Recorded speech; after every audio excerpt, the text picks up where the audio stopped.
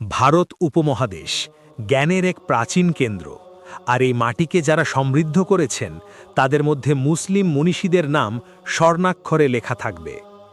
18 শতকের দিল্লি, শাহ অলিউল্লাহ দেহলভি, তিনি প্রথমবার কোরআনকে ফার্সি ভাষায় অনুবাদ করে সাধারণ মানুষের কাছে পৌঁছে দিয়েছিলেন এবং ধর্মীয় ও সামাজিক সংস্কারের ডাক দিয়েছিলেন। আধুনিক বিজ্ঞানেও আমরা পিছিয়ে ছিলাম না। মহীশূরের বাঘ টিপু সুলতান বিশ্বের প্রথম আয়রন কেস্ট রকেট তৈরি করে বিশ্বকে তাক লাগিয়ে দিয়েছিলেন, যা আজও বিজ্ঞানের ইতিহাসে এক বিস্ময়। চিকিৎসা বিজ্ঞানে হাকিম আজমল খান ছিলেন এক কিংবদন্তি।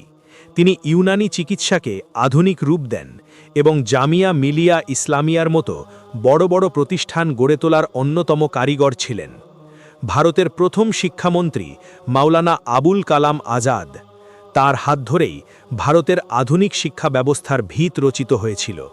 তিনি বলতেন, শিক্ষা ছাড়া কোনো জাতি উন্নত হতে পারে না। এই মনীষীরা আমাদের শিখিয়েছেন কিভাবে ঈমান এবং আধুনিক জ্ঞানের সমন্বয় করতে হয়। তাদের উত্তরাধিকার আজও ভারতের প্রতিটি ধূলিকণায় মিশে আছে।